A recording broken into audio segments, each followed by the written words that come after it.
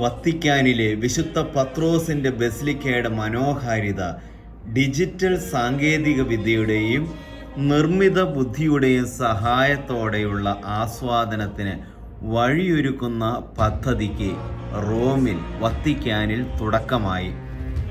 ചരിത്രവും കലയും ആധ്യാത്മികതയും ഇഴചേർന്ന് ലോകത്തിലെ അതുല്യ ദേവാലയമായിരിക്കുന്ന വിശുദ്ധ പത്രോസിൻ്റെ ബസിലിക്ക റോമിലെത്താതെ തന്നെ സന്ദർശിക്കുവാൻ തീർത്ഥാടകർക്കും സന്ദർശകർക്കും കഴിയത്തക്ക വിധമുള്ള ഈ പദ്ധതി പ്രസ്തുത ബസിലിക്കയുടെ മുഖ്യ പുരോഹിതനും അധ്യക്ഷനുമായ കർദിനാൾ മൗറോ ഗംബേത്തി പരിശുദ്ധ സിംഹാസനത്തിൻ്റെ വാർത്താ വിതരണ കാര്യാലയത്തിൽ നടന്ന പത്രസമ്മേളനത്തിൽ ലോകത്തിൻ്റെ മുമ്പാകെ അവതരിപ്പിച്ചു. മൈക്രോസോഫ്റ്റിൻ്റെ സഹായത്തോടെയാണ് ഫാബ്രിക്ക ഡി സാൻ പിയത്രോ അതിസങ്കീർണ സാങ്കേതിക വിദ്യയോടുകൂടിയ ഈ പദ്ധതി ആവിഷ്കരിക്കുന്നത്.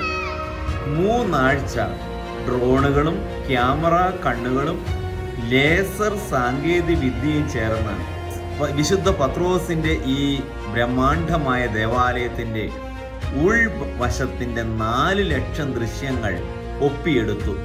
ത്രിമാന ദൃശ്യങ്ങൾ സൃഷ്ടിക്കത്തക്ക വിധം ഉന്നത ഗുണനിലവാരത്തിലുള്ള ചിത്രങ്ങളാണ് പകർത്തിയിരിക്കുന്നത്. അങ്ങനെ ബസിലിക്കയുടെ ഒരു ഡിജിറ്റൽ പതിപ്പ് തയ്യാറാക്കും.